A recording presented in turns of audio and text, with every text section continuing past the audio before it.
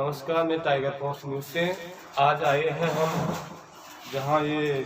RLP के अभी कुछ ही दिनों पहले उपाध्यक्ष जयपुर के बनाए गए हैं, तो इनसे मिलते हैं। सर, आपको राजनीति में आप कैसे आए, आप क्या विचार रखेंगे जनता के सामने? देखिए, मेरा राजनीति में आने का उद्देश्य यही है कि आए दिन किसानों के साथ में जो अत्याचार हो रहा है और किसान कई दिनों से यानी कि कई महीनों से यानी कि बॉर्डर पे बैठे हैं, उनकी कोई सुनवाई नहीं हो रही है और केंद्र सरकार पे उनकी कोई यानी कि सुनवाई नहीं कर रही है। दूसरी राज्य की बात करें तो राज्य में गहलोत जी की सरकार है, फिर भी गहलोत जी कुछ यानी कि किसान जवानों के लिए कोई भला नहीं कर रहे हैं और वादे तो बहुत बड़े बड़े करके चले जाते हैं। जब चुनाव का टाइम आया था तभी भी यानी कि राहुल जी ने, गहलोत जी ने राजस्थान के अंदर बोला कि मैं 10 दिन के अंदर किसानों का कर्जा माफ़ कर दूंगा, तो आज तक तो यानी कि कोई किसानों का कर्जा माफ़ हुआ नहीं है। और सरकारें अभी जो राजस्थान में 3 उपचुनाव होने वाले हैं, तो हमारी पार्टी राष्ट्रीय लोकतांत्रिक पार्टी तीनों उपचुनाव पूरे दमखम से लड़ेगी। तो मैं तो यही कहना चाहता हूँ कि जनता से भी मेरा यही अनुरोध है कि अपन ने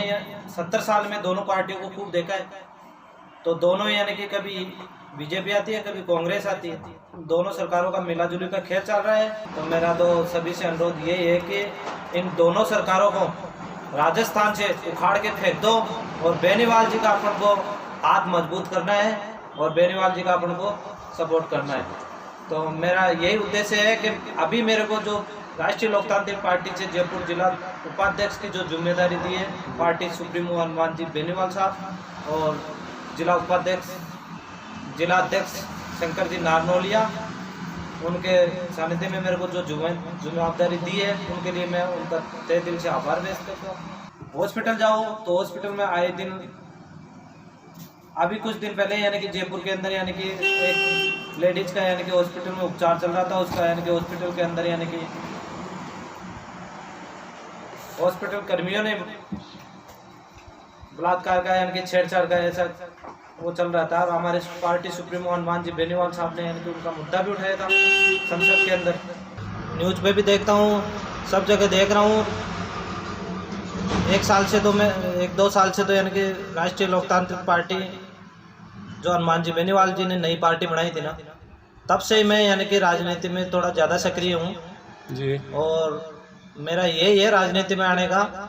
और मैं कोई राजनीति नहीं कर रहा हूँ, लेकिन राजनीति में मेरा यही फंडा है कि आए दिन लोगों के साथ में अत्याचार हो रहा है।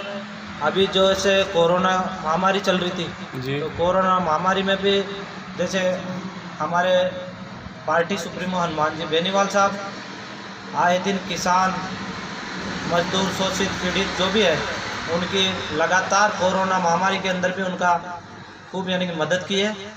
और मेरी भी भावना यही है कि जैसे हमारे पार्टी सुप्रीमो हनुमान जी बेनीवाल साहब यानी कि जिन्होंने जितनी मेहनत करके रात दिन यानी कि कभी उन्होंने दिन नहीं देखा, कभी नहीं रात नहीं देखी,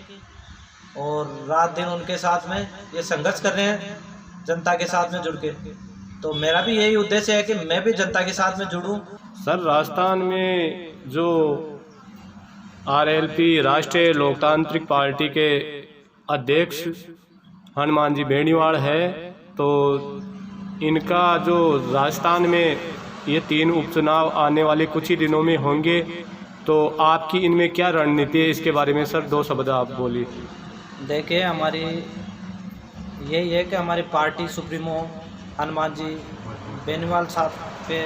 निर्देश पे तीनों उपचुनाव है ना, राजस्थान में तीनों उपचुनाव हो रहे हैं, तो तीनों सीटों पे यानी कि पूरे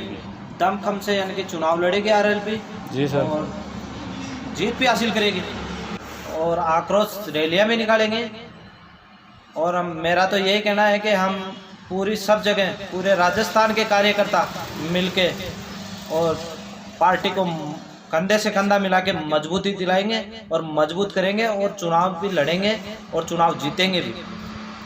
तो हमारी पार्टी सुप्रीमो हनुमान जी बेनीवाल के जैसे निर्देश आएंगे वैसे वैसे हम आगे रणनीति तैयार करेंगे और उस हिसाब से आगे की। जी सर, मैं आपसे ये पूछना चाहता हूँ कि जयपुर ग्रामीण क्षेत्र में ये आए दिन नई नई घटनाएं आ रही, जैसे हत्या मान लो, आत्महत्या मान लो, या बच्चियों महिलाओं पर ये शोषण हो रहा है, तो इसके बारे में आप क्या कदम उठाओगे? या कहीं से भी मान लो, राजस्थान में मान लो, सब जगह राजस्थान में इस हिसाब से सरकारें भी फेल है जी। आए दिन अपनी महिलाएं सुरक्षित नहीं है। हॉस्पिटलों में जाए तो वहाँ सुरक्षित नहीं है, थानों पे जाए या और कहीं जाए, किसी भी दफ्तर में जाए तो वहाँ पर भी सुरक्षित नहीं है, रोड पे जाए तो वहाँ सुरक्षित नहीं है, स्कूल कॉलेज जाए तो वहाँ टीचरों से ये सब जगह मान लो आप, यानी कि कोई सुरक्षित नहीं है। तो मेरी प्रशासन से इनसे यही कहने के हर जगह कुछ कमियां हैं उनको दूर करें, नहीं तो आने वाले टाइम में इन सरकारों को, चाहे केंद्र सरकार हो चाहे यानी कि राज्य सरकार हो, इनको घुटने टेकने पड़ेंगे, क्योंकि आए दिन इतना वो बढ़ गया कि कहीं महिला सुरक्षित है ही नहीं।